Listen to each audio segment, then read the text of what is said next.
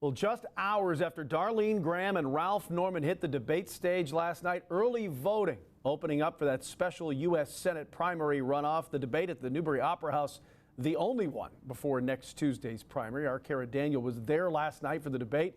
Joins us live now in the studio with more on the day after. Voting now underway. Ryan, last night getting some mixed reactions. A few moments from both candidates getting cheers and boos from the crowd, and even a few shocking answers. I also talked with Democrat Senate nominee Annie Andrews, who tells me that she's disappointed with the entire event. Main Street, Washington is with her. They're not with me. I'd rather be out in South Carolina meeting the voters than here on this stage with you. Tuesday night's Senate runoff debate getting heated at times between Darline Graham and Ralph Norman. The candidates getting 1 minute to answer questions about things like health care, national security, AI, immigration, and federal spending. And one question about national security tripping up Senator Graham. I'm just going to be honest here. I'm not on national security. I'm not that informed on national security, so. By her choice, she's running for the United States Senate. It's a 6-year term. You need to get fully versed in what issues you're going to be dealing with.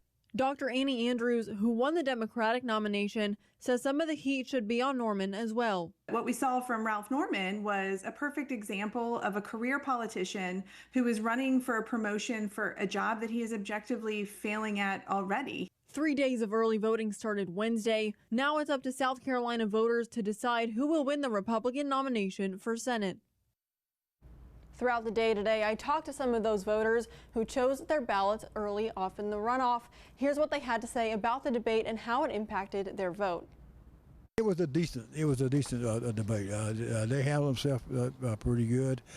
Even though at the very end it got kind of hot and toasty, but hey, that's politics. I loved how Darline Graham came back, and she was very classy and confident, and I think that's important, to stay super classy when you're doing this and not become heated, and I really think she did an amazing job. It wasn't contrite or scripted.